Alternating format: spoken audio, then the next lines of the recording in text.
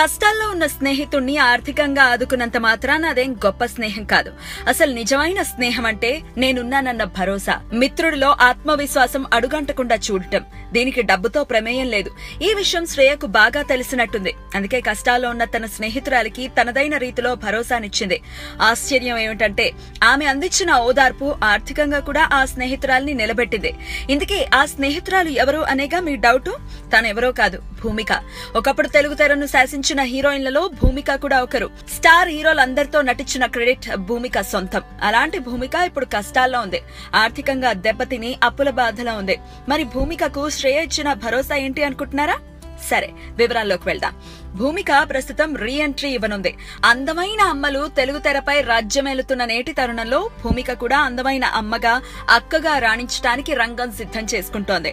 నాటి హీరోయిన్లందరూ తర్వాతి కాలంలో అమ్మలు, అక్కలు అవ్వక తప్పదు. అయితే భూమిక మాత్రం కాస్త తొందరగానే క్యారెక్టర్ రోల్స్ కి దిగిపోతోంది. కారణం ఆమె ఆర్థిక బాధలే. ఇదిలా ఉంటే భూమిక భర్త భరత్ ఠాగూర్ యోగా గురువు అన్న విషయం మనకు తెలిసిందే. అంతేకాదు, తను మంచి చిత్రకారుడు కూడా.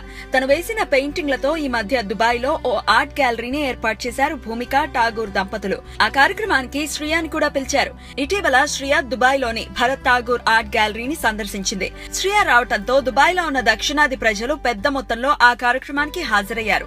అయితే శ్రియ వచ్చి ఓ 10 నిమిషాలు కూర్చుని వెళ్లిపోకుండా తన స్నేహితురాలతో కలిసి ఓ రోజంతా ఆ ఆర్ట్ గ్యాలరీలోనే గడిపిందట. దాంతో క్రౌడ్ పెరగటమే కాక భరత్ ఠాగూర్ బొమ్మలు కూడా పెద్ద ఎత్తున అమ్ముడుపోయాయట. ఒక రోజంతా తన కోసం శ్రియ అలా ఉండటంతో భూమిక చాలా ఎమోషన్ అయ్యారని సమాచారం. స్నేహితురాల కోసం ఆ మాత్రం చేయటం పెద్ద గొప్పేం కాదు అని చిరునవ్వుతోనే ఓదార్చిందట శ్రియ. నిజంగా శ్రియ పెద్ద మనసుకు సలాం చెప్తే తప్పేం కాదు. ఏమంటారు?